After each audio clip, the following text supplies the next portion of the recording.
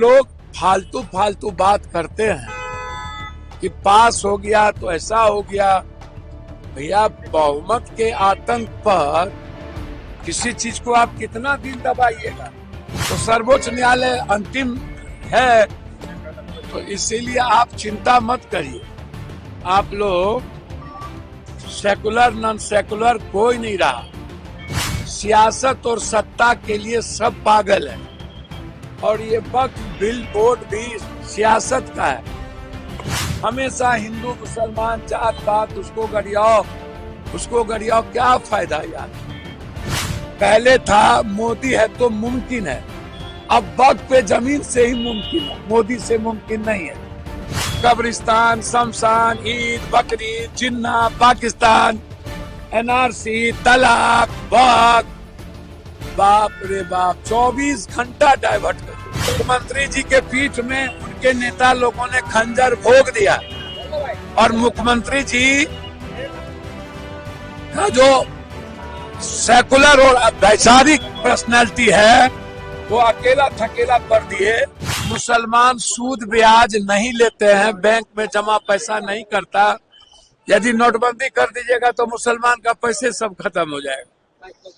भैया, मुसलमान का तो पैसा खत्म नहीं हुआ, 140 हिंदू मर गए। आप उठा के देख लीजिए, एक भी मुसलमान नहीं मरा। जीएसटी की स्थिति आप उठा के देखिए।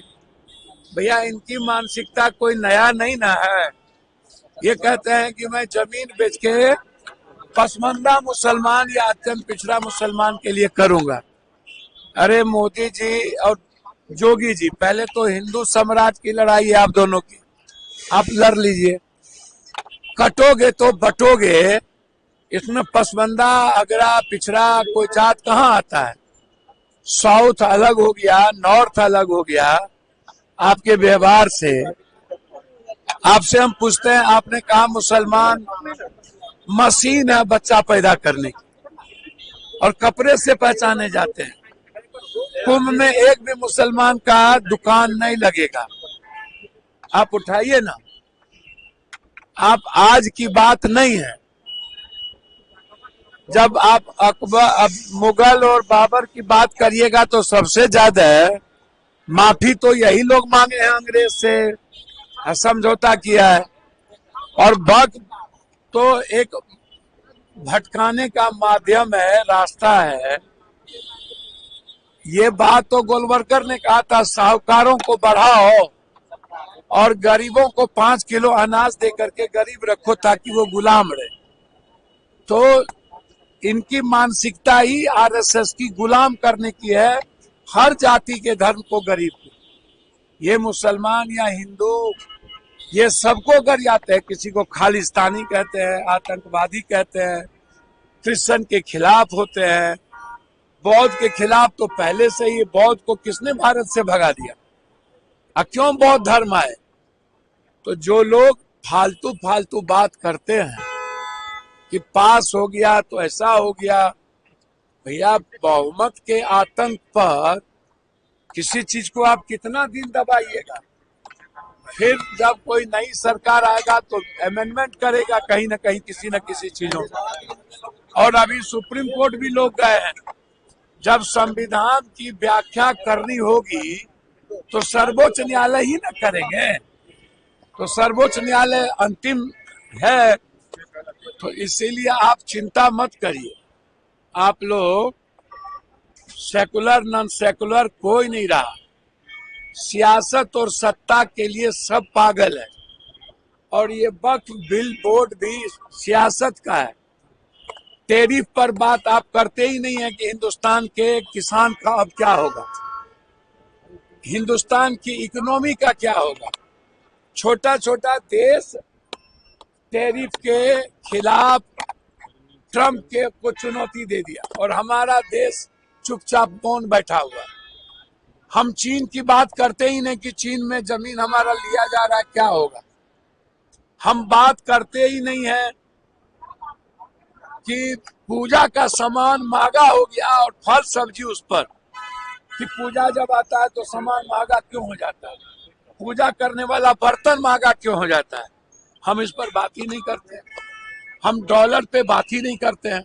हम रुपया पे बात ही नहीं करते हैं, हम शेयर मार्केट पर बात ही नहीं करते हैं, हम महंगाई पे बात ही नहीं करते हैं। हमेशा हिंदू मुसलमान जात पात उसको गरियाओ, क्या फायदा यार। एकदम हिंदुस्तान बेरोजगारी के लिए बात होनी चाहिए, गरीबी के लिए बात होनी चाहिए। ये आप लोग, अच्छा आप लोग जानते हो वक्फ को? क्या जानते हो वक्फ? हाँ, वक्फ जमीन किसकी थी या किसकी नहीं थी? जिस किसी ने भी जमीन दान दिया और वो किसी मुसलमान के नाम से नहीं है, वो किसी अल्लाह ईश्वर के नाम से मंदिर, मस्जिद, गुरुद्वारा, कब्रिस्तान, शमशान हो गया।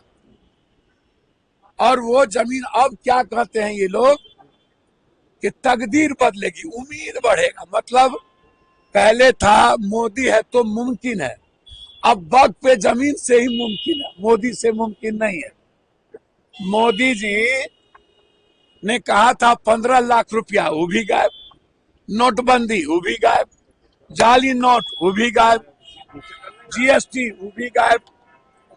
भैया मोदी जी का याद करिए ना, पाकिस्तान खत्म कर देंगे, वो भी गायब। पुलवामा के बाद वो भी गायब। कब्रिस्तान, शमशान, ईद, बकरीद, जिन्ना, पाकिस्तान, एनआरसी, तलाक, वक्त, बाप रे बाप, 24 घंटा डाइवर्ट करो, कोई फायदा नहीं है, कोई फायदा। भैया मुख्यमंत्री जी के पीठ में उनके नेता लोगों ने खंजर भोग दिया, और मुख्यमंत्री जी का जो सेकुलर और वैचारिक पर्सनैलिटी है वो अकेला थकेला कर दिए। बीजेपी ने अपना अंतिम शस्त्र फेंक कर नीतीश कुमार की विचारधारा पर हमला किया है, और चुनाव के अंतिम दिन जनता दल को खत्म करने की तैयारी। इनके 90% नेता तो मिल गए बीजेपी में। धन्यवाद। जेडीयू में नेता लोग पार्टी छोड़ रहे हैं। भैया मुसलमान छोड़िए ना, जिस तरह आरक्षण पर हमला है, ईबीसी पर हमला, नीतीश जी का मतलब ईबीसी। लोकसभा और राज्यसभा में वक्त बिल पास हो गया है सर, जो सेक्युलर पार्टियां अपने आप को कहती थी उन्होंने भी वोट किया है इसके पक्ष में। अरे भैया, और पत्रकारें लोग सेकुलर नॉन सेकुलर तय कीजिएगा। हाँ, हम तो कह ही दिए हैं कि नीतीश कुमार के 90% बड़े नेता बीजेपी के साथ उनका दूध मिश्री का रिश्ता हो गया। तो समय आपको बताएगा। ये जो बीजेपी की मानसिकता है, मंडल विरोधी है। जब मंडल की लड़ाई हो रही थी तो बीजेपी ने कमंडल ले आकर के हजारों लोगों को मरवा दिया।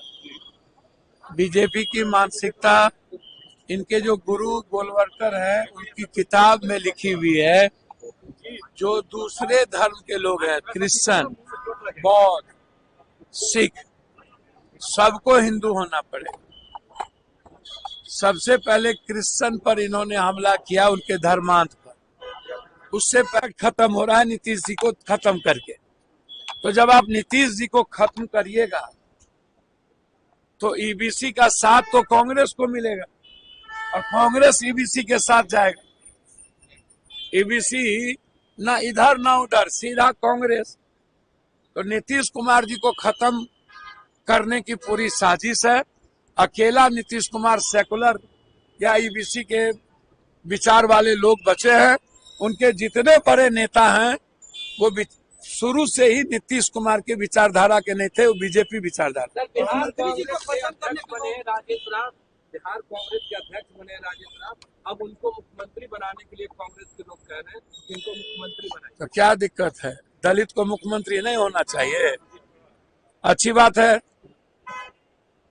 खाली ओबीसी में मुख्यमंत्री होगा, ईबीसी और दलित में नहीं होगा? सामने करना ही चाहिए। दलित में तो प्रधानमंत्री भी होना चाहिए। हम तो चाहते हैं 27% दलित ST SC है, तो बनाइए देश का प्रधानमंत्री, बनाइए एको ठो मुख्यमंत्री। 2 ठो एसटी है ना, तो दलित को भी दीजिए, हम भी चाहते हैं मुख्यमंत्री।